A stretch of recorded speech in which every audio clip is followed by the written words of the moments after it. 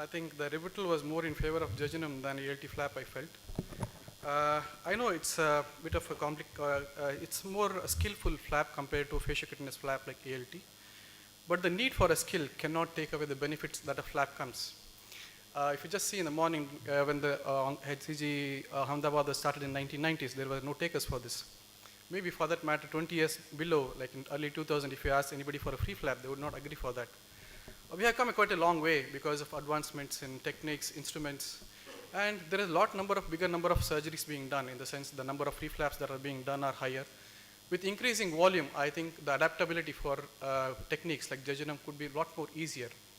And of course, some of the veins are smaller, but that's not a problem. Nowadays, we are doing super microsurgery, where the vessel size is less than 1 millimeter. But with good skill and good execution, this is probably one of the best flap that we can do. Coming to the salvage, yes, the ischemia time is lesser, but the length of the intestine is almost like 6 meters. Once one jejunum gone, you can come back and do one more jejunum. And we have some techniques by which we are able to revascularize the flap. One of the patient had a pseudoaneurysm. When taking the pseudoaneurysm out, the pedicle was divided. With the technique that we used, the jejunum was revascularized, so we did not have to do one more flap.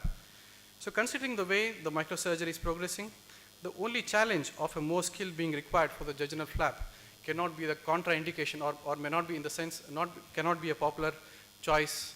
But in the time to come, the visceral flaps will be better. Faciocutaneous flaps like ALT, they have additional donor site where there is a lot of variations, anatomical variations, need for a skin graft, there can be a lot of graft loss and other related problems. All these problems also need to be considered. And with good, well-performed jejunal flap or any ileocolic flap, you should be able to get a similar result. And this will be probably the future reconstruction of choice. Thank you very much.